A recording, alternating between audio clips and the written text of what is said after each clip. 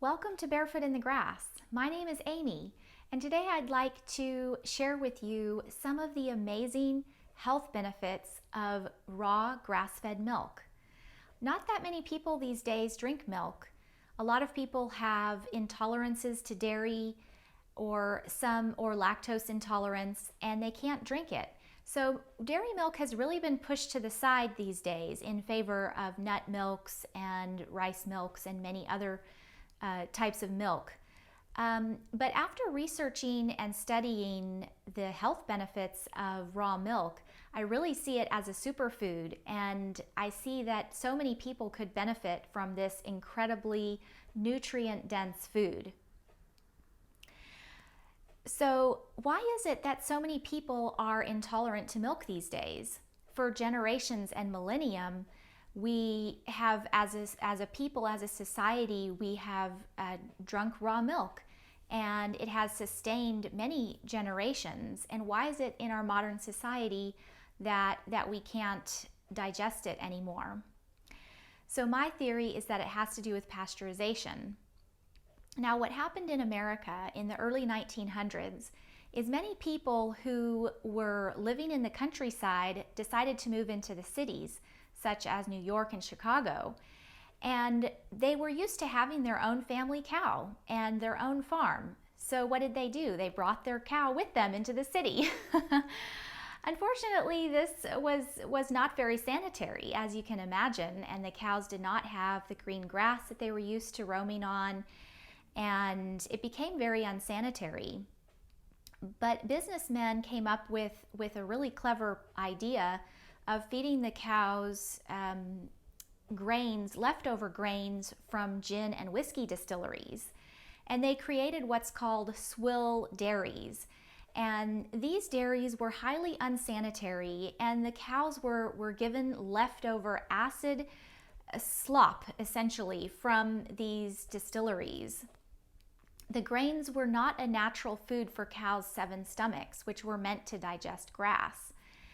And so the cows were becoming extremely sickly and also contracted tuberculosis. And this was the beginning of the confinement cows operations. So what happened is many infants were dying, and they began to trace it back to this swill distillery milk. Now, milk from the pastures was still very healthy and recognized as a healthy drink. In fact, it was called the physician's drink because physicians were recommending it as a cure for many diseases. In fact, Dr. Crew, one of the founders of the Mayo Clinic, used the milk cure, putting his patients on a milk-only diet to cure them of many diseases. So this was known to be a healthful drink. But when so many children and infants were dying, and they traced it back to milk, they began to blame milk, not realizing that it was the swill distilleries and the unsanitary conditions that were causing this. At the time, Louis Pasteur had just discovered the benefits of pasteurization and how pasteurization could kill all bacteria. People were really excited about this, and lawmakers and businessmen were quick to put pasteurization into place. Even though the milk was very unhealthy, pasteurization killed all the bacteria, so suddenly they didn't have to worry about it. It was really a quick fix, but at the same time, it was destroying many of the beneficial nutrients in raw milk. Fortunately, infant deaths went down considerably to only 10%, and that was mainly due to the unsanitary conditions. So what is the difference between grass-fed and grain-fed cows? Grass-fed cows are allowed to roam on the pasture. They eat their natural diet, which is grass. And as you'll see, this is an extremely healthy food full of omega-3s, CLA, vitamin K, and more. Grain-fed cows often live in confinement operations of 1,000 up to thousands of cows living in very tight quarters, often standing in their own feces, and they become sick because they're being given GMO corn, GMO soy, and these cows become sick. They need more medicine, they need antibiotics and hormones, and that ends up getting down into the milk that we drink. So let's talk now about the health benefits of grass-fed and raw milk. Current modern research affirms that grass-fed milk has higher levels of omega-3s and conjugated linoleic acid. Omega-3s actually have been shown to protect from cardiovascular diseases. So this is a very powerful nutrient. And if you've been in the health world, you've seen lots of fish being promoted for its omega-3s. Well, grass-fed milk contains this powerful nutrient that we need very much. CLA, conjugated linoleic acid, has been shown to reduce fat deposition and impacts cholesterol. So this can help, it's been shown in animal studies to increase lean muscle and decrease fat. So this is really something we want to include in our diet. Additionally, grass-fed milk has higher levels of vitamin A and E than grain-fed operations and grain-fed milk. And raw milk also allows for greater absorption of folate. Raw milk has a ton of beneficial enzymes and probiotics. I have been an avid raw milk drinker for almost a decade, and I was blown away by the number and the potency of the enzymes in raw milk. Raw milk really is a complete food. It contains proteins, fats, sugars, and everything that a young child or a young calf needs to maintain its immune system and to grow into strong and healthy. So the enzymes are specifically meant to help digest these fats. So for example, lipase is known to assist in the digestion of fats. Protease assists in the digestion of proteins. Not only is it helpful in the digestion of proteins, but it also recently they've discovered that it assists in cell division, DNA replication, ovulation, fertilization, stem cell mobilization, inflammation, and immunity. So these enzymes are truly, truly powerful. Another one is lactase. Lactase is the enzyme that assists in breaking down sugars. And in pasteurized milk, the enzymes are completely killed out from the heat. So the lactase that normally would help your body assimilate lactose is no longer available. We also have several other antiviral, antibacterial, and antimicrobial enzymes, which means raw milk itself is in fact a very safe food in itself. For example, lactoferrin is antiviral, antibacterial, and antimicrobial, stimulates the immune system, creates a healthy gut balance, also assists in visceral fat reduction and proper iron utilization. Another one is lactoperoxidase. This is an antimicrobial enzyme, and they've found that it is useful for reducing squamous cell carcinoma. So these are, again, such powerful molecules within raw milk, and in pasteurization, the temperatures of it heat up so much that all of these enzymes and probiotics are destroyed or inactivated. Two more quickly is phosphatase. This one helps assist your body to digest minerals, phosphorus, and calcium. It is associated with decreased inflammation and decreased risk of diabetes too. And then we have amylase, which breaks down starch and carbohydrates. So these are just some of the many enzymes that are so powerful to help our bodies assimilate this wonderful food. We also have probiotics such as lactobacilli, which inhibit pathogenic organisms, reduce lactose intolerance, and increase the immune response. A couple more have recently been found to reduce pathogen adhesion, restore a healthy gut, and improve bowel movements, as well as reduce allergy development. So again, this is something that we all would want to have in our diets. As far as vitamins, grass-fed milk contains a very special vitamin not in grain-fed milk called vitamin K2. So cows take from grass, they make vitamin K2, and then that becomes, vitamin K1, and that becomes vitamin K2. Now, what's important about vitamin K2 is it helps our bodies assimilate calcium.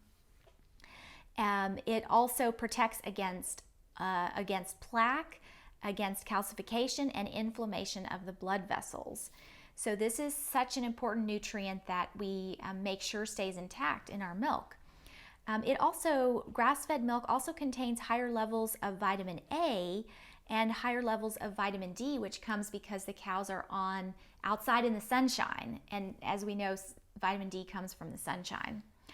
Raw grass-fed milk also contains many minerals, including calcium, phosphorus, copper, iron, zinc, magnesium, and potassium. And it has been shown that pasteurization does indeed reduce these levels of minerals in the milk.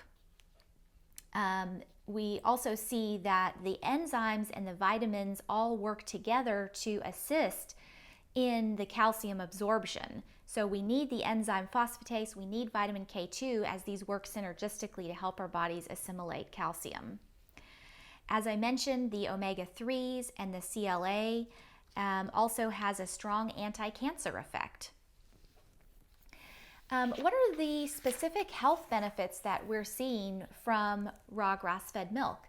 In Europe, they've done a number of really large studies on farm families with children and adults, looking at what happens with raw milk drinkers, what happens to their rates of asthma, allergies, eczema, and respiratory illness. And so they've done several studies called the Parsifal study. That was 14,000 people, the Gabriella study, 8,000 people, and the Pasture study following 983 infants. And in all of these studies, they did find that unprocessed farm milk brought the rates of asthma down, the rates of allergies were lower, eczema was lower, as well as respiratory illness. And in this season of COVID, we all need to have a solution for respiratory illness. So raw milk is actually beneficial for that.